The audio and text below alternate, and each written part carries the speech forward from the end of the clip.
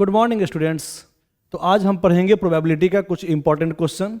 Basically अभी हम पढ़ाएंगे मीन और वेरिएंस का एक दो इंपॉर्टेंट क्वेश्चन। आज हम 4 क्वेश्चन डिस्कस करेंगे जो चारों बहुत ही इंपॉर्टेंट है अभी एग्जामिनेशन के लिए, या सीबीएसई हो या स्टेट बोर्ड हो। ठीक है, तो क्वेश्चन देखते हैं। जैसे फर्स्ट क्वेश्चन यहां देखना, a coin is tossed 4 times. एक कॉइन को हम 4 बार टॉस किए। Find the mean and variance of the probability distribution of the number of heads. है ना, हमको बताना है प्रोबेबिलिटी डिस्ट्रीब्यूशन के लिए मीन और वेरिएंस। किस कंडीशन के लिए? नंबर ऑफ हेड्स के लिए। तो सबसे पहले ये बताओ कि ये प्रोबेबिलिटी डिस्ट्रीब्यूशन होता क्या है। हेड निकालने का प्रोबेबिलिटी, लेकिन उसका सारा का सारा डिस्ट्रीब्यूशन। सारा का सारा डिस्ट्रीब्यूशन का मतलब सारा केस। जैसे हम एक कॉइन को 4 बार उछाले हैं तो हेड कितने बार आ सकता है? 0 टाइम्स भी आ सकता है, 1 टाइम्स भी आ सकता है, 2 टाइम्स भी आ सकता है, 3 टाइम्स भी आ सकता है और 4 टाइम्स भी आ सकता है। तो एक कॉइन को हम उछालेंगे तो नंबर ऑफ हेड्स कितने बार आएगा, उसके सारे केस का अगर हम निकालेंगे बारी बारी से प्रोबेबिलिटी, उस सारे केस का नाम एक साथ हम लोग अगर कहेंगे तो कहेंगे प्रोबेबिलिटी डिस्ट्रीब्यूशन निकाल रहे हैं। ठीक है, तो हम लोग कैसे निकालते हैं? यहां पे केस बनेगा नंबर ऑफ हेड्स पे। नंबर ऑफ हेड्स जिसको हम लोग एक्स से भी रिप्रेजेंट करते हैं, एक्स। ठीक है, हम लोग इसको एक्स से रिप्रेजेंट करते हैं। एक्स बराबर क्या क्या हो सकता है? नंबर ऑफ हेड्स कितने बार आ सकता है? अगर 4 बार हम सिक्का उछाले हैं तो रैंडम वेरिएबल जो है, नंबर ऑफ हेड्स को हम लोग रैंडम वेरिएबल भी कहते हैं, एक्स भी कहते हैं। एक्स का मतलब रैंडम वेरिएबल, मतलब कितने बार वो वेरिएबल आ सकता है, कितने बार हेड आ सकता है। 4 बार सिक्का उछाले होंगे तो 0 टाइम्स भी आया होगा हेड, या 1 टाइम्स भी आया होगा, या 2 टाइम्स भी आया होगा, या 3 टाइम्स भी आया होगा, और 4 बार उछाले होंगे तो चारों का चारों बार भी हेड आ सकता है। तो सारे केस का अलग अलग अगर हम निकालेंगे प्रोबेबिलिटी, वही हो गया यहाँ पे प्रोबेबिलिटी डिस्ट्रीब्यूशन। तो एक्स इक्वल टू क्या क्या हो सकता है? 0 या 1 या 2 या 3 या 4, है ना। या तो 0 टाइम्स हेड आया होगा, या तो 1 टाइम्स हेड आया होगा, या 2 या 3 या 4 टाइम्स। तो ध्यान देना। तो हमको जरा बताओ यहां probability for x equal to 0। X equal to 0 का मतलब 0 टाइम्स हेड आया हो। तो अगर हम सिक्का को 4 बार उछाले होंगे तो 0 टाइम्स हेड आया है, इसका मतलब 0 टाइम्स हेड आया है, इसका मतलब चारों का चारों बार टेल ही आया है ना। तो चारों बार टेल आया हो, पहला बार भी टेल आया हो, सेकेंड टाइम्स भी टेल आया हो, थर्ड टाइम्स भी टेल आया हो, और 4th टाइम भी टेल ही आया हो। तो सबसे पहले एक बात बताओ कि जब हम सिक्का को उछालते हैं तो एक बार अगर हम उछालते हैं तो हेड आने का क्या होता है पॉसिबिलिटी? 1/2, है ना। हेड आने का फेवरेबल इवेंट 1, और टोटल इवेंट क्या होता है सिक्के में? हेड और टेल 2। तो favourable event by total event, head आने का पॉसिबिलिटी 1/2, और टेल आने का पॉसिबिलिटी, टेल का भी नंबर ऑफ आउटकम्स कितना है? सिक्का में एक ही टेल होता है तो 1 बाय टोटल इवेंट कितना होता है सिक्के में? 1, सॉरी हेड और टेल 2 होता है, तो ये भी 1/2 हो गया। तो सबसे पहले हम लोग क्या काम करते हैं, अलग से एक बार हेड आने का पॉसिबिलिटी निकाल लेते हैं और टेल भी एक बार आने का पॉसिबिलिटी निकाल लेते हैं। अब हम लोग को निकालना है प्रोबेबिलिटी डिस्ट्रीब्यूशन। इसका क्या मतलब हम बताए हैं अभी? मतलब हमको निकालना है, प्रोबेबिलिटी ही निकालना है, लेकिन हेड आने का सारे केस का निकालना है। मतलब जब एक बार आए हेड उस समय, जब 0 टाइम्स हेड आए उस समय का बताओ पॉसिबिलिटी, जब x equal to 1 times head आए उस टाइम का बताओ हमको प्रोबेबिलिटी।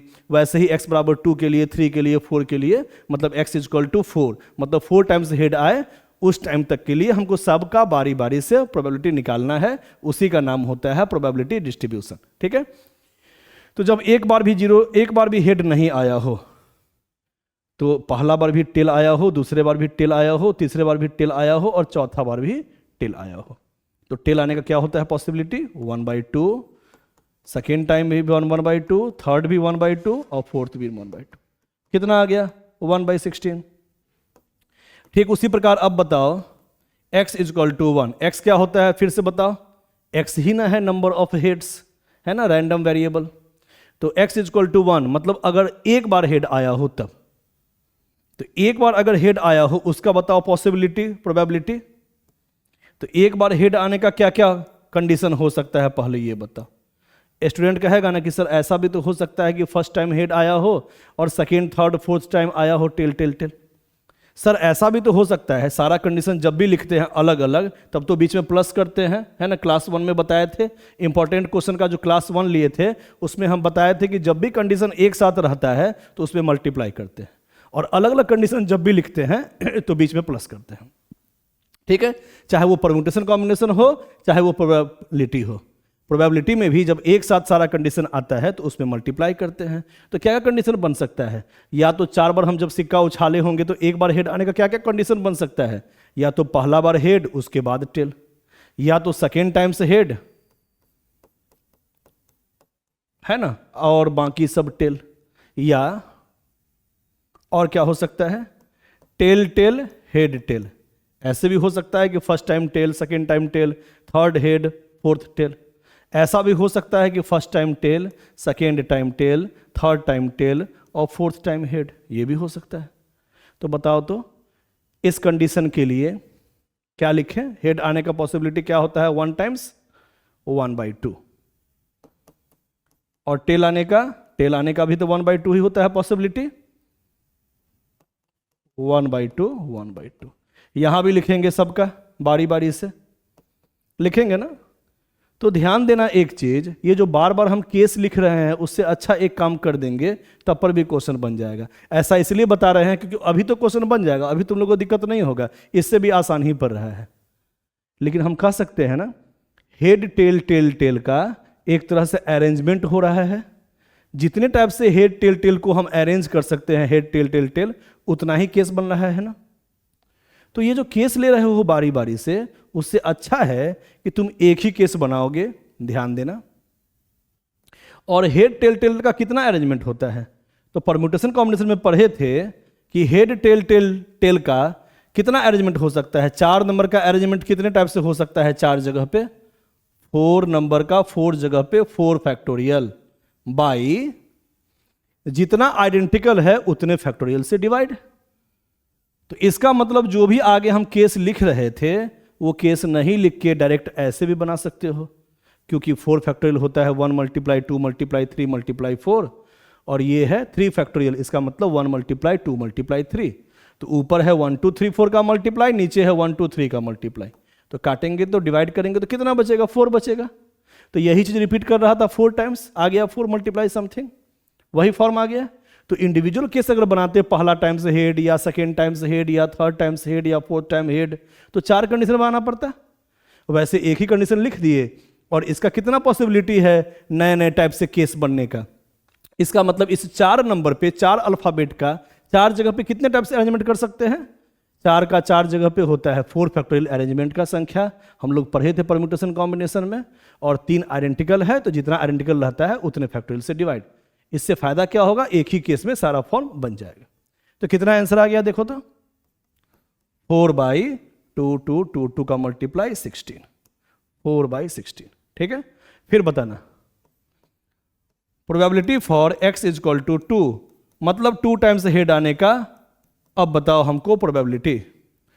तो कंडीशन क्या क्या बना होगा? या तो head head, first time head, second time head, third time tail और फोर्थ टाइम टेल, ऐसा आया हो। या तो हेड टेल, मतलब इसका भी बहुत सारा केस बनेगा ना, 2 बार हेड आने का। या तो first time second time head आया हो, या फर्स्ट थर्ड टाइम आया हो, या फर्स्ट फोर्थ टाइम आया हो हेड, या सेकेंड थर्ड में हेड आया हो, या सेकेंड फोर्थ में हेड आया हो, या थर्ड फोर्थ में आया हो, मतलब बहुत सारा केस बनाना पड़ेगा। उससे अच्छा क्या उपाय बताए हैं? एक ही केस बनाओ, ध्यान से समझना है। पहले इस केस का बताओ आंसर क्या होगा। 2 बार हेड और 2 बार हेड आने का क्या होगा प्रोबेबिलिटी? केस बनेगा हेड हेड टेल टेल, या और भी केस बनता, लेकिन तुम एक ही केस बनाना, ठीक है।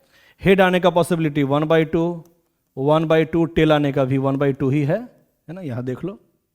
इसके बाद इसका जितना अरेंजमेंट होगा उतने टाइप से तुम्हारा केस बनेगा। हम क्या कह रहे हैं, तुम अगर इसका केस बनाओगे हेड हेड टेल टेल का कितने टाइप से बन सकता है? 2 बार हेड, तो फर्स्ट सेकेंड टाइम्स भी हेड आता, थर्ड फोर्थ में टेल टेल आता, क्योंकि 4 बार सिक्का को उछालना है।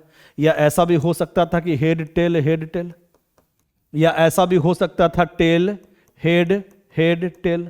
ऐसा केस कितने बार बनता? 2 बार हेड आने का, या तो फर्स्ट सेकेंड टाइम से हेड आता, या फर्स्ट थर्ड टाइम से हेड आता, या सेकेंड थर्ड टाइम से हेड आ जाता, या फर्स्ट और फोर्थ टाइम हेड आता, उसके बाद सेकेंड थर्ड में टिल आ जाता, या और कौन सा केस बनेगा, हेड हेड, बताओ, हेड हेड। हाँ बताओ, देखो इसमें तो टाइम भी लग जाएगा हमको सोचने में, कितने टाइप से इसका अरेंजमेंट पॉसिबल है उतना ही केस बनेगा। और बताओ, अगर हम पूछना चाहें कि इसका कितना केस बनेगा, 2 बार हेड आने का, 4 बार अगर सिक्का उछाले हैं तो 2 बार हेड आने का कितना केस बनेगा, एक ऐसा बनेगा, एक ऐसा बनेगा, एक बार सेकेंड और थर्ड टाइम से हेड आए वो बनेगा, एक बार फर्स्ट टाइम हेड आए और लास्ट टाइम हेड आए वो केस बनेगा, और टेल हेड ये भी हो सकता है 2 बार हेड आने का। और क्या बनेगा,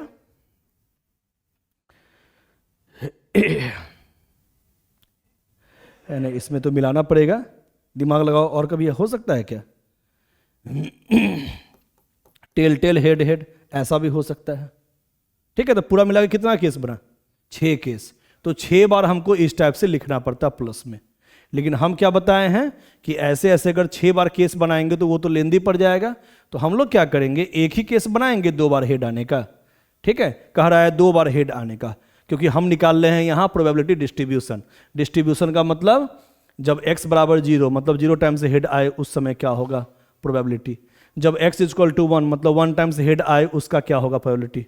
तो इसमें भी एक ही केस बनाए हैं, और इसका अरेंजमेंट कितने टाइप से लिख सकते हैं, परम्यूटेशन कॉम्बिनेशन से। 4 नंबर का अरेंजमेंट होता है 4 फैक्टोरियल, और जितना होता है आइडेंटिकल उतने फैक्टोरियल से डिवाइड करते हैं। इसका मतलब सारा का सारा केस इसी के अंदर आ गया। ठीक उसी प्रकार ये जो 6 केस लिखेंगे बारी बारी से, उससे बढ़िया है ना कि एक केस लिख लो, और ये 4 नंबर का अरेंजमेंट कितने टाइप से हो सकता है, 4 फैक्टोरियल। 4 नंबर का अरेंजमेंट 4 फैक्टोरियल, लेकिन 2 आइडेंटिकल है तो 2 फैक्टोरियल, और यहां भी 2 आइडेंटिकल है तो 2 फैक्टोरियल। तो इसका मतलब 1 × 2 × 3 × 4 ये हो गया तुम्हारा 24, ये हो गया 4 से 24 हटेगा तो 6 टाइम्स में कट जाएगा। तो ये 6 बार ही तो केस आ रहा था, तो 6 × दिस, ये तो एक ही फॉर्म में काम चल गया। तो ऐसे क्वेश्चन बनाओगे तो जल्दी बन जाएगा, है ना। तो ये 6 बार लिखने से अच्छा है कि एक केस निकालो और इस 4 नंबर का अरेंजमेंट 4 फैक्टोरियल लिख देना, और जितना आइडेंटिकल होगा उसको बारी बारी से नीचे फैक्टोरियल लिख देना। फैक्टोरियल का मतलब तो जानते ही हो, जिस नंबर का फैक्टोरियल 1 से लेके उस नंबर तक का मल्टीप्लाई। जैसे 4 फैक्टोरियल, इसका मतलब 1 × 2 × 3 × 4। 2 फैक्टोरियल 1 × 2, है ना। तो ये है 4 फैक्टोरियल 1 × 2 × 3 × 4, वो तो 24 आता है। और ये 2 फैक्टोरियल तो 2 ही होता है, तो 2 × 2 4, 24/4 6 आएगा। अब इसको लिखेंगे तो क्या आ गया, 6/24, सॉरी 2 4 8 16। ठीक है, अब प्रोबेबिलिटी हुए x = 3 टाइम्स हेड आने का बताओ प्रोबेबिलिटी। तो कोई एक कंडीशन बताओ ना कि जब 3 बार हेड आया हो, 4 बार सिक्का उछाले हैं 3 बार हेड आया हो। तो हम मान लेते हैं first time head, second time head, third time head और फोर्थ टाइम टेल। 3 बार हेड आने का ये भी हो सकता है, या हेड हेड टेल हेड भी हो सकता है, या टेल हेड हेड हेड भी हो सकता है। ऐसा 4 केस बनेगा। उससे बढ़िया है कि एक ही केस बनाओ, हम बताए हैं बार बार। एक केस पहले बनाओ, हेड आने का 1/2 1/2 1/2 और टेल भी आने का एक बार 1/2, ये लिख देना है। और उसके बाद क्या करना है, 4 नंबर का अरेंजमेंट 4 फैक्टोरियल, और जितना आइडेंटिकल रहेगा उतने फैक्टोरियल से डिवाइड कर देना। उसके बाद सारा केस अपने आप इसमें इंक्लूड हो जाएगा। ठीक है, ये हो गया 4/16।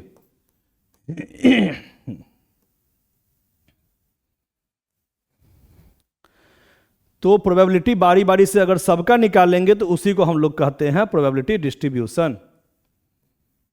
अब बताओ प्रोबेबिलिटी फॉर x = 4, चारों टाइम्स हेड आने का प्रोबेबिलिटी 1/2 1/2 1/2 1/2 1/16, है ना। यहां तो एक ही केस बनेगा, हर टाइम्स हेड आने का एक ही केस बनेगा, तो वही लिख दिए हैं 1/16। कोई दिक्कत नहीं होना चाहिए। क्योंकि 4 का arrangement 4 factorial by identical 4 factorial. अगर हम इस फॉर्म से भी बनाते हैं तो 4 का अरेंजमेंट 4 फैक्टोरियल, अब बाई चारों आइडेंटिकल है तो 4 फैक्टोरियल बाई 4 फैक्टोरियल, वो तो 1 से ही मल्टीप्लाई होगा, यही केस बनेगा। अब प्रैक्टिकली भी सोच लो ना, चारों टाइम से हेड आने का तो एक ही ना केस बनेगा, पहला भी हेड, सेकेंड टाइम्स भी हेड, थर्ड टाइम्स भी हेड और फोर्थ टाइम भी हेड, तो एक ही केस बनेगा, तो 1/16। ठीक है, तो हम निकाल दिए यहाँ पे प्रोबेबिलिटी। हर केस का प्रोबेबिलिटी जब निकालते हैं तो उसी को कहते हैं साथ में प्रोबेबिलिटी डिस्ट्रीब्यूशन। तो अगर कोई पूछे कि तुमको प्रोबेबिलिटी डिस्ट्रीब्यूशन और प्रोबेबिलिटी में अंतर क्या है, अंतर कोई खास नहीं है। प्रोबेबिलिटी का मतलब एडजेक्ट तुमको दिया हुआ होता है कि हेड कितने बार आएगा, और डिस्ट्रीब्यूशन में कंडीशन नहीं दिया हुआ होता है कि हेड कितने बार आएगा, उसका बारी बारी से हर केस निकालना पड़ता है कि x बराबर 0, मतलब 0 टाइम्स से हेड आएगा तब क्या होगा प्रोबेबिलिटी, 1 टाइम्स जब हेड आएगा तब क्या होगा प्रोबेबिलिटी, 2 टाइम्स जब आएगा, 3 टाइम्स जब, मतलब सारा का सारा केस हेड आने का, सारे केस को अगर साथ में लिखते हैं तो उसी को कहते हैं प्रोबेबिलिटी डिस्ट्रीब्यूशन। ये तो समझ में आ गया होगा। और x को हम लोग नंबर ऑफ सक्सेसफुल आउटकम्स भी कह सकते हैं या नंबर ऑफ रैंडम वेरिएबल भी कह सकते हैं x को। ठीक है, हाँ अब आगे बढ़ते हैं। अब आगे यहां पे क्या है, देखो ध्यान से, find the mean and variance. सबसे पहले जब भी तुम निकालोगे यहां प्रोबेबिलिटी तो एक काम करना, एक टेबल बना देना। इस टेबल का नाम होता है प्रोबेबिलिटी डिस्ट्रीब्यूशन टेबल, है ना, ये टेबल बना देना। और इस टेबल में प्रोबेबिलिटी का वैल्यू जो जो आया है वो लिख देना। जब x इक्वल टू 0 के लिए जो p आया था वो लिख देना, x इक्वल टू 1 के लिए जो p आया था वो लिख देना, x इक्वल टू 2 के लिए जो प्रोबेबिलिटी आया था वो लिख देना, x इक्वल टू 3 के लिए और 4 के लिए जो भी आया था प्रोबेबिलिटी बारी बारी से इसमें पुट कर देना। चलो पुट करो तो x बराबर 0 के लिए क्या आया था p, देखो यहाँ पे p इक्वल टू 1/16 आया था। ठीक है, x इक्वल टू 1 के लिए क्या आया था पॉसिबिलिटी या प्रोबेबिलिटी, x इक्वल टू 1 के लिए p आया था 4/16, यहां पुट कर देना 4/16। ठीक है, x इक्वल टू 2 के लिए क्या आया था प्रोबेबिलिटी, 6/16। फिर x इक्वल टू 3 के लिए आया था 4/16 और x इक्वल टू 4 के लिए आया था प्रोबेबिलिटी 1/16। और एक बार वेरीफाई कर लेना कि हम सही बनाए हैं कि गलत, है ना। कैसे वेरीफाई करते हैं, इस सब को जोड़ के देखना कि 1 आता है कि नहीं, क्योंकि प्रोबेबिलिटी सारे केस का अगर हम जोड़ देते हैं, होने का, नहीं होने का, 1 टाइम्स होने का, 0 टाइम्स होने का, सारे केस को अगर हम जोड़ देते हैं तो वो 1 ही आना चाहिए। इससे तुम समझ में तुमको आ जाएगा कि ये जो कैलकुलेशन किए हैं वो सही है कि गलत। तो इसको जरा जोड़ के देखो तो मन में, 16 LCM और ऊपर वाले को जोड़ेंगे 6 4 10 4 14 1 15 1 16, 16/16। जब सबको जोड़ के देख रहे हैं मन में तो 16/16 1 ही आ रहा है, इसका मतलब कैलकुलेशन सही हुआ। ठीक है, तो ये निकाल दिए प्रोबेबिलिटी डिस्ट्रीब्यूशन का tabulation for x equal to 0 के लिए, 1 के लिए, 2 के लिए, 3 के लिए, 4 के लिए। ठीक है, इसके बाद डिस्ट्रीब्यूशन का टेबल तो बना दिए, अब यहां मीन निकालना है। मीन का फॉर्मूला, मीन मीन को हम लोग म्यू से भी रिप्रेजेंट करते हैं। फॉर्मूला होता है समेशन ऑफ PI/XI। ठीक है, समेशन ऑफ PI/XI का मतलब P को x वाले फॉर्म से मल्टीप्लाई कर देना है और सम करते जाना है। ठीक है, PI/XI मतलब इसको इससे मल्टीप्लाई करो, फिर सम करो, फिर P1x1, P2x2, P3x3, P4x4, alternate जो भी है P का वैल्यू और x का वैल्यू उसको मल्टीप्लाई करते जाओ और समेशन का मतलब उसके बीच में फिर सम करते जाओ। तो ये P0x0, P1x1, मतलब सामने वाला जो भी है ना उस P और x को मल्टीप्लाई करो और समेशन का मतलब उसको सम करते जाओ। तो इतना मल्टीप्लाई इतना लिख देना है, फिर इतना मल्टीप्लाई इतना, फिर 6/16 मल्टीप्लाई 2, फिर 4/16 मल्टीप्लाई 3, फिर 1/16 मल्टीप्लाई 4।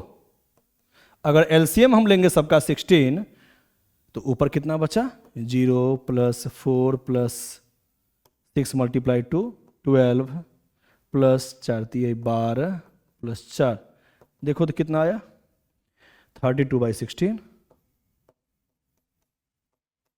2, आंसर आ गया 2। मीन निकल गया। मीन का फॉर्मूला यही होता है, याद कर लेना है। ठीक है, ये सब क्वेश्चन हमेशा पूछता है एग्जाम में।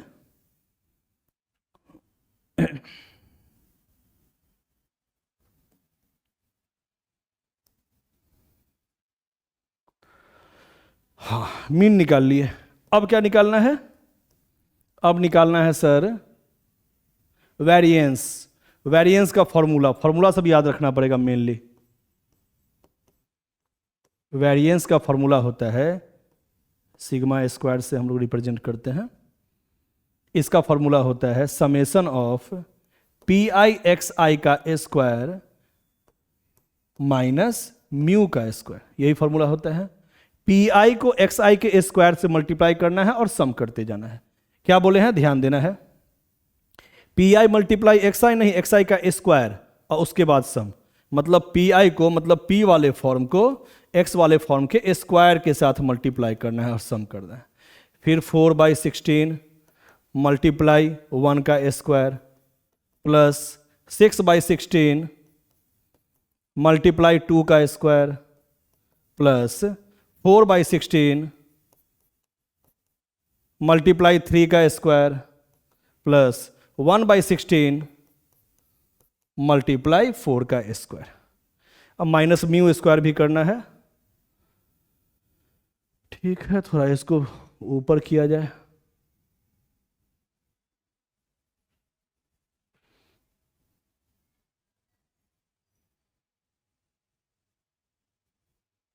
कैसे लिखा जाए, स्पेस बनाना है। चलो देखते हैं। ठीक है, तो P I X I square लिख दिए। पी को एक्स के स्क्वायर से मल्टीप्लाई करते जाना है। इतना मल्टीप्लाई 0 का स्क्वायर प्लस इतना मल्टीप्लाई 1 का स्क्वायर प्लस 6/16 मल्टीप्लाई 2 का स्क्वायर प्लस 4/16 मल्टीप्लाई 3 का स्क्वायर प्लस 1/16 मल्टीप्लाई 4 का square. P I X I का स्क्वायर का मतलब यही हुआ, इतना मल्टीप्लाई इतना का स्क्वायर और बीच में प्लस करते जाना है। फिर माइनस म्यू स्क्वायर भी है, माइनस म्यू का स्क्वायर। म्यू आया था 2 का स्क्वायर 4 है ना। म्यू का स्क्वायर मतलब 2 का स्क्वायर माइनस भी करना है। अब जो भी आएगा निकाल लेना, इसको सॉल्व कर लेना, आंसर 1 आएगा। ठीक है, आंसर सामने लिख दिए हैं, मिला लेना। ठीक है, तो ये समझ में आ गया कि डिस्ट्रीब्यूशन क्या होता है। प्रोबेबिलिटी डिस्ट्रीब्यूशन का मतलब प्रोबेबिलिटी ही होता है, लेकिन सारे केस के लिए, क्योंकि यहां कंडीशन नहीं दिया हुआ है कि हेड कितने बार आएगा, बस दिया हुआ है कि नंबर ऑफ हेड्स के लिए आप बताइए प्रोबेबिलिटी डिस्ट्रीब्यूशन। डिस्ट्रीब्यूशन का मतलब ही होता है कि नंबर ऑफ हेड्स का सारा कंडीशन बताइए। जब एक बार भी नहीं आया हो, मतलब 0 टाइम्स आया हो तब बताइए, जब 1 टाइम्स हेड आया हो तब बताइए, ऐसे ही बारी बारी से लास्ट टाइम मतलब 4 टाइम्स तक हेड आया है उसका बताइए। ठीक है, आगे बढ़ते हैं। नेक्स्ट क्वेश्चन, फिर से वैसा ही क्वेश्चन है, वैसा ही सिंपल, अपने से पहले ट्राई करना है। सामने आंसर दिया हुआ है। म्यू का मतलब मीन, वेरिएंस का मतलब हम लोग सिग्मा स्क्वायर से रिप्रेजेंट करते हैं, और एस डी भी निकालना है। एस डी का मतलब स्टैंडर्ड डेविएशन। तो स्टैंडर्ड डेविएशन का मतलब होता है जो ये फॉर्म आता है ना वेरिएंस का, उसी का रूट होता है। यहाँ सिग्मा स्क्वायर को अगर हम वेरिएंस कहते हैं तो सिग्मा का मतलब क्या हो गया, इसका रूट हो गया। तो वेरिएंस का जो रूट होता है, रूट वेरिएंस, उसी को कहते हैं स्टैंडर्ड डेविएशन। आगे बता रहे हैं। तो सबसे पहले हमको बताना है यहाँ पे मीन, वेरिएंस और standard deviation of the number of heads in 2 tosses of a coin. एक कॉइन को अगर हम 2 बार उछाले हैं तो हेड आने के केस पे हमको बताना है ये तीनों चीज। तो इस क्वेश्चन में सबसे पहला काम तो निकालेंगे प्रोबेबिलिटी डिस्ट्रीब्यूशन। कैसे निकालते हैं फिर से बताओ। प्रोबेबिलिटी डिस्ट्रीब्यूशन का मतलब हम क्या बताए थे, प्रोबेबिलिटी निकालना है। इसका मतलब हर केस के लिए x बराबर 0, मतलब जब 0 बार हेड्स आए तब जो कंडीशन के लिए कहेगा निकालने के लिए उसी का सारा कंडीशन निकालना है। तो अगर सिक्का को हम 2 बार उछालते हैं तो हेड कितने बार आ सकता है, उसका सारा केस लिखना है। जब एक भी बार हेड नहीं आए, जब एक बार हेड आए, या जब दोनों टाइम से हेड आए, यही ना कंडीशन बनेगा। एक सिक्का को अगर हम 2 बार उछालेंगे तो हेड कितने बार आएगा, या तो 0 टाइम्स, या तो 1 टाइम्स, या तो 2 टाइम्स। तो x बराबर 0 का मतलब ये नंबर ऑफ हेड्स है, हेड कितने बार आ सकता है, उसका सारे कंडीशन को ही हम लोग कहते हैं प्रोबेबिलिटी डिस्ट्रीब्यूशन। ठीक है, तो 0 टाइम्स हेड आए मतलब पहला बार भी टेल आए और दूसरे बार भी टेल आए। 1 टाइम्स हेड आए तो 1 टाइम्स हेड आने का मतलब पहला बार हेड दूसरे बार टेल, या पहले बार टेल दूसरे बार हेड, ऐसा भी हो सकता है। तो यही कंडीशन पीछे भी था ना, लेकिन यहाँ लेंदी पड़ रहा था, इसलिए यहाँ क्या कर दिए थे, 4 फैक्टोरियल से मल्टीप्लाई और 2 फैक्टोरियल से डिवाइड। तो सारा कंडीशन अगर लिखेंगे तो हमको 6 बार लिखना पड़ेगा कि 2 बार हेड कैसे कैसे आ रहा था, है ना। पहला बार हेड, दूसरे बार हेड, या पहला बार तीसरा बार, या पहला बार हेड चौथा बार हेड, ऐसे करेंगे तो 6 केस हमको बनाना पड़ता है। तो वो तो लेंदी पड़ता है, तो उसी को लेंदी को आसान करने का तरीका हम बताए थे कि इसको मल्टीप्लाई कर दो जितना भी है उसके फैक्टोरियल से ऊपर, और नीचे जो भी आइडेंटिकल केस है उसके फैक्टोरियल से डिवाइड कर दो, है ना, ताकि ज़्यादा केस बनाने से आसान हो जाए, ज़्यादा केस नहीं बना पाए। तो यहाँ पे देखो, तो यहाँ तो हेड और टेल का 2 ही केस बन रहा है, तो यहाँ तुम बेसिक से भी बना सकते हो, ये तुमको आसान ही पड़ेगा। ठीक है, तो एक बार हेड आने का क्या केस बनेगा, या तो first time head second times tail, या first time tail second times head. ठीक है, और तीसरा क्या लिखे हैं यहाँ, x इजक्वल टू 2, मतलब 2 टाइम्स सक्सेसफुल आउटकम्स आए, मतलब हेड आए। तो पहला बार भी 2 बार हम सिक्का को उछाले हैं, तो फर्स्ट टाइम भी हेड सेकेंड टाइम्स भी हेड। एक ही केस बनेगा 2 बार हेड आने का, क्योंकि एक सिक्का को 2 बार उछाल रहे हैं, तो 2 बार हेड कब आएगा, जब पहला बार भी हेड आए और दूसरा बार भी हेड आए। ठीक है, हाँ, तो एक सिक्का को अगर हम एक बार उछालते हैं तो हेड आने का क्या होता है पॉसिबिलिटी, अभी जस्ट बताए थे 1/2, और टेल आने का favourable event by total event. Tail का संख्या है 1 और टोटल आउटकम्स है हेड और टेल 2, तो 1/2। अब यहाँ पे पुट कर दो, फर्स्ट टाइम भी टेल आए, सेकेंड टाइम भी टेल आए, 1/4।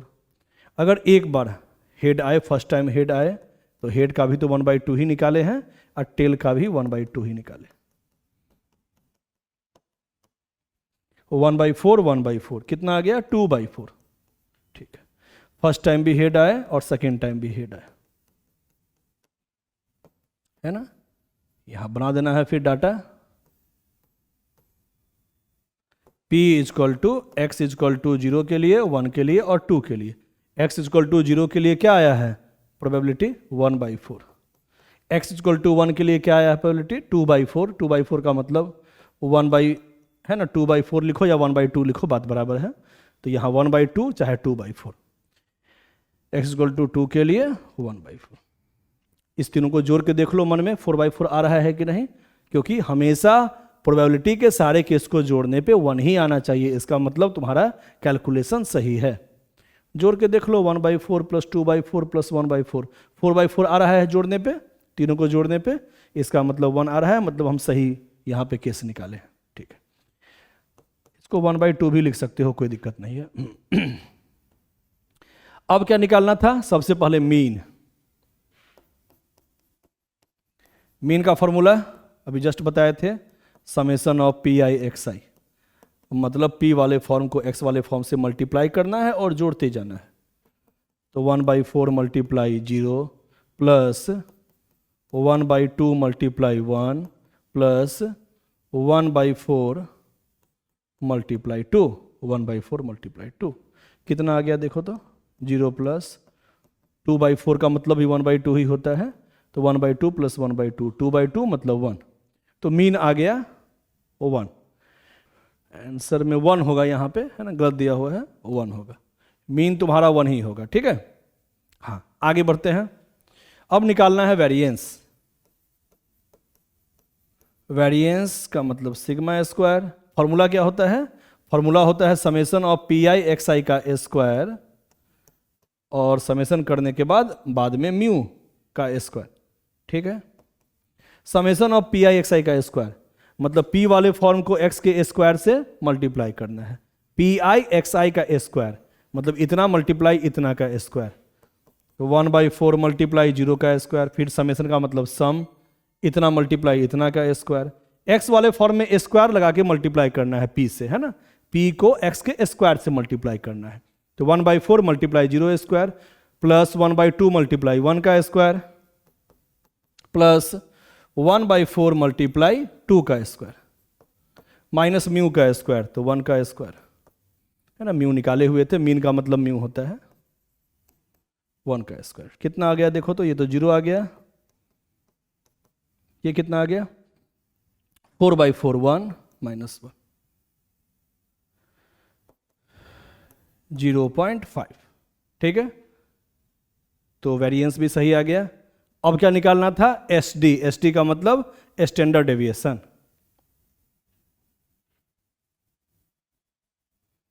ठीक है, यहां निकाल देते हैं साइड में।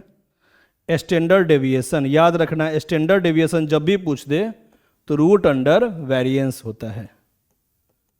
और साइन से भी पता चल रहा होगा, ये है सिग्मा स्क्वायर, ये है साइन, सॉरी सिग्मा, ये है सिग्मा स्क्वायर, ये है सिग्मा, इसका मतलब इसका रूट लगाएंगे तभी ना ये फॉर्म आएगा। तो याद रखना, जब भी पूछेगा स्टैंडर्ड डेविएशन तो जो भी वेरिएंस आया है उसमें रूट लगा देना।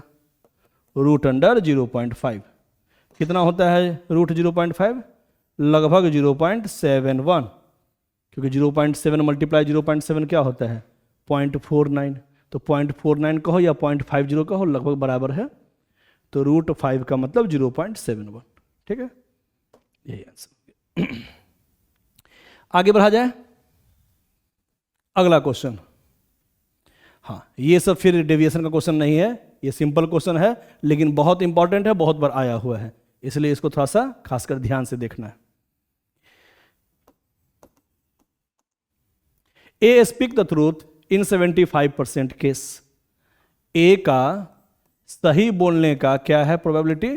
75%, मतलब 75/100, 3/4। 25 से डिवाइड करेंगे, 25 3 जा 75 और 25 4 जा 100, 3/4 आएगा। ठीक है। प्रोबेबिलिटी फॉर बी, बी का सही बोलने का, ट्रू, ट्रू बोलने का है ना, ट्रू बोलने का निकाल लेते हैं। तो ट्रू बोलने का क्या दिया हुआ? B. A speak the truth in 75% cases and B in 80% cases. तो बी का सही बोलने का 80% दिया हुआ है प्रोबेबिलिटी, मतलब 8/10 और 4/5। ठीक है, ये निकाल लिए। अच्छा, एक चीज और हमको बता दो तो, ए का ट्रू बोलने का 3/4 है, तो फॉल्स बोलने का कितना हो जाएगा ये भी बता दो, मतलब ट्रू नहीं बोलने का है ना। ए का फॉल्स बोलने का मतलब सही नहीं बोलने का।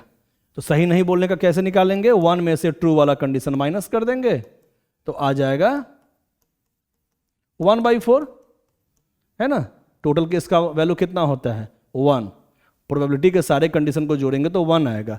तो 1 में से जब जब ट्रू बोलता है वो वाला केस माइनस कर दो तो फॉल्स वाला निकल जाएगा। ठीक है, बी का भी बता दो, बी के फॉल्स बोलने का क्या होगा प्रोबेबिलिटी? तो 1 में से ट्रू वाला कंडीशन माइनस कर देंगे तो जो भी आंसर आएगा वो लिख देंगे।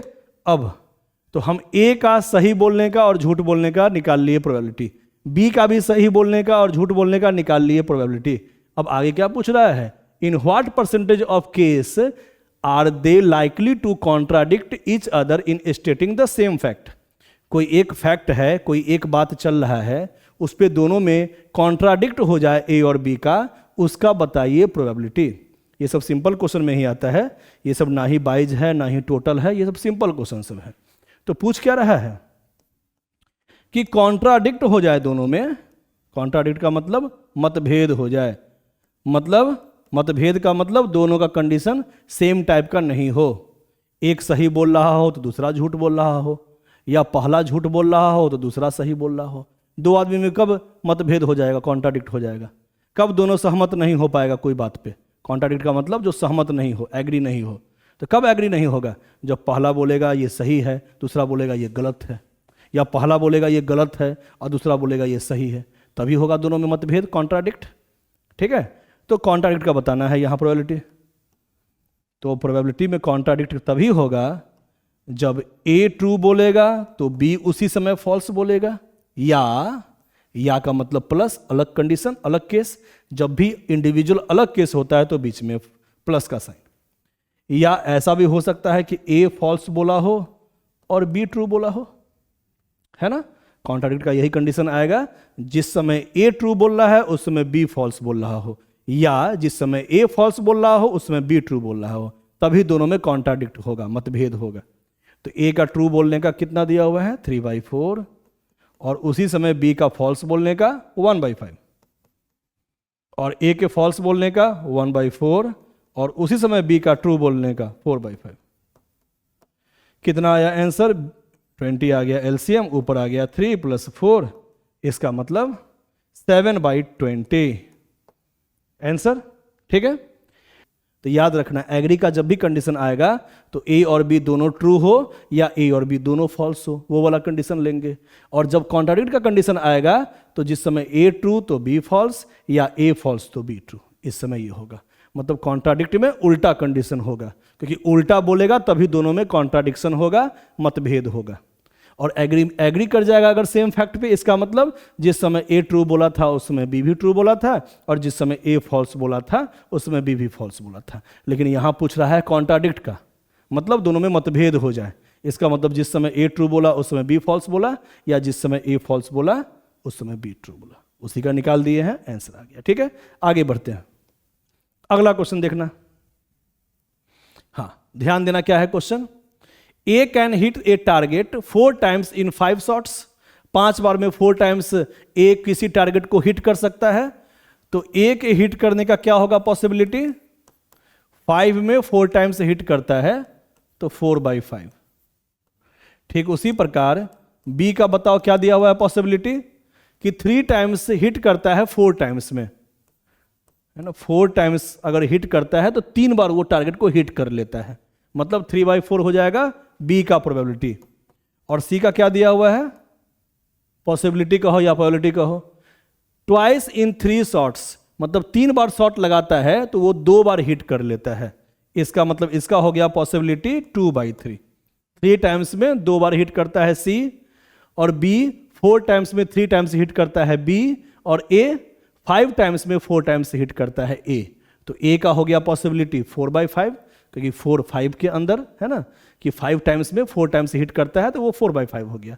बी का दिया हुआ है 4 टाइम्स में 3 टाइम्स हिट करता है, और सी का 3 टाइम्स में 2 टाइम्स हिट करता है, तो हो गया 2/3, क्योंकि फेवरेबल इवेंट ऊपर लिखते हैं और टोटल इवेंट नीचे लिखते हैं। ठीक है, अब क्या है दे फायर 1 ईच, मतलब लगातार दोनों, यहां पे दे फायर 1 ईच, ये सही से नहीं लिखा हुआ है, दे फायर 1 ईच मतलब सब हिट कर रहा है टारगेट को। तो what is the probability that at least 2 shots hit the target. तो हमको बताना है एट लीस्ट 2 शॉट्स, कम से कम 2 बार हिट, 2 आदमी हिट करे। तो कम से कम 2 बार हिट, 2 आदमी हिट करे, इसका क्या मतलब हुआ, या तो 2 भी आदमी हिट कर सकता है या 2 से अधिक भी हिट कर सकता है।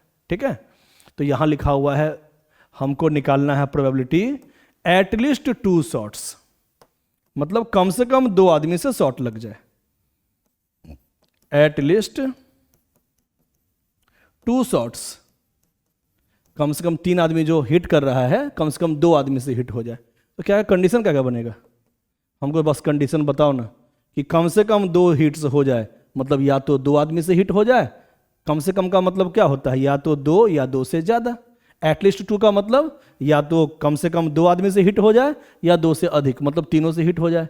तो यहां दोनों कंडीशन बनाना पड़ेगा, 2 टाइम्स हिट्स या 3 टाइम्स हिट्स, है ना, दोनों कंडीशन लिखना पड़ेगा, क्योंकि एटलीस्ट 2 शॉट्स का मतलब 2 शॉट्स हिट का मतलब या 2 बार हिट हो जाए या 2 से ज्यादा 3 बार हिट हो जाए।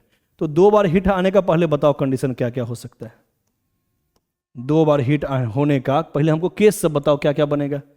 ऐसा भी हो सकता है जिस समय ए से हिट हो गया हो और बी से हिट हो गया हो लेकिन सी से हिट नहीं हुआ हो, या ऐसा भी हो सकता है कि ए से हिट हो गया हो, बी से नहीं हुआ हो, सी से हो गया हो, या ऐसा भी हो सकता है कि ए से नहीं हुआ हो और बी से हो गया हो और सी से हो गया हो। ठीक है, तो एटलीस्ट 2 शॉट्स मतलब हिट्स, मतलब कम से कम 2 आदमी उसको हिट कर दिया, तो या तो 2 आदमी से हिट हो गया होगा या तो 3 आदमी से हिट हो गया होगा। तो 2 का कंडीशन हम लिख दिए, या तो ए बी हिट कर दिया हो, या तो ए सी हिट कर दिया हो, या तो बी सी हिट कर दिया हो। अब तीनों आदमी से भी तो होगा, है ना, तीनों से भी तो हो सकता है। तो ऐसा भी हो सकता है कि ए भी हिट कर दिया हो, उसी समय बी भी हिट कर दिया हो और उसी समय सी भी हिट कर दिया हो। एकदम बेसिक से बनाना है एग्जाम में, कोई दिक्कत नहीं है। ठीक है, तो ए से हिट होने का तो निकाल दिए हैं, हमको बताओ ए से हिट नहीं होने का भी बता दो। 1 - 4/5 नहीं होने का, इसका मतलब 1 में से माइनस कर देंगे तो 5 - 4 1/5 आ जाएगा। अब बी से हिट नहीं होने का 1 - 3/4 तो 4 - 3 1/4, और सी से हिट नहीं होने का नहीं का कैसे निकालते हैं, 1 में से माइनस कर देते हैं। तो 1 माइनस 2/3 कितना हो जाएगा, एलसीएम लेंगे तो 3 माइनस 2 1/3 आ जाएगा। ठीक है, तो हीट नहीं होने का ए का आ गया 1/5, बी का हीट नहीं होने का आ गया 1/4 और सी का हीट नहीं होने का आ गया 1/3। तो बस अब कंडीशन लगा देना है। यहां कौन कौन सा केस लिए हैं दोबारा बताओ। 2 आदमी से कम 2 आदमी से हिट हो जाए, मतलब या तो 2 आदमी से हिट हो जाए या तो 3 आदमी से हिट हो जाए। तो ये 2 आदमी से हिट होने का 3 कंडीशन और तीनों आदमी से हिट होने का 1 कंडीशन है ना। तो अगर ए और बी हिट कर दिया और उसी समय सी हिट नहीं किया, उसका क्या केस बनेगा, क्या कंडीशन बनेगा। ए से हिट हो गया, देखो यहाँ पे क्या दिया हुआ है 4/5, बी से हिट हो गया कितना दिया हुआ है 3/4 और उस समय सी से हिट नहीं हुआ हो उसका 1/3। ऐसा भी हो सकता है कि ए से हिट हो गया हो, बी से हिट नहीं हुआ हो, तो नहीं हुआ होकर 1/4 निकाले हैं और सी से हिट हो गया हो 2/3। ए से हिट नहीं हुआ हो उसका दिया हुआ है 1/5, बी से हिट हो गया हो उसका दिया हुआ है 3/4, ठीक है, और सी से हिट हो गया हो उसका दिया हुआ है 2/3। ठीक है, ए से हिट हो गया हो, बी से भी हिट हो गया हो और सी से भी हिट हो गया हो। ठीक है, अब हम जोड़ते हैं तो यहां 2 आदमी से हिट होने का 3 कंडीशन बन गया, या तो ए बी हिट कर देगा तो सी नहीं करेगा, ए सी हिट कर देगा तो बी हिट नहीं करेगा और बी सी हिट करेगा तो ए नहीं हिट करेगा। ये 2 आदमी से हिट करने का सिचुएशन है। और या तो तीनों आदमी से भी हिट हो सकता है, क्योंकि क्वेश्चन में कहा है क्या कि एटलीस्ट 2 शॉट्स हिट्स, कम से कम 2 आदमी से हिट हो गया। तो या तो 2 आदमी से हिट हुआ होगा या तो 2 से अधिक। एटलीस्ट 2 का मतलब क्या होता है 2 या 2 से ज्यादा। ठीक है, अब जो भी फॉर्म होगा हम लोग तो निकालेंगे इसको। पहले जो भी कटने वाला है हटने वाला है हटा दो। ठीक है, तो यहां पे एलसीएम क्या ले ले, क्या क्या आ गया पहले, यहां आ गया 1/5, यहां आ गया 2/5 × 3 15 और यहां आ गया 1/5 × 2 10, यहां आ गया 2/5। सबका एलसीएम ले लो, 5 6 जा 30, 15 2 जा 30, 2 × 2 4, 10 3 जा 30, 3 × 1 3, 5 6 जा 30, 6 × 2 12, 25/30 है ना। लिख देना है।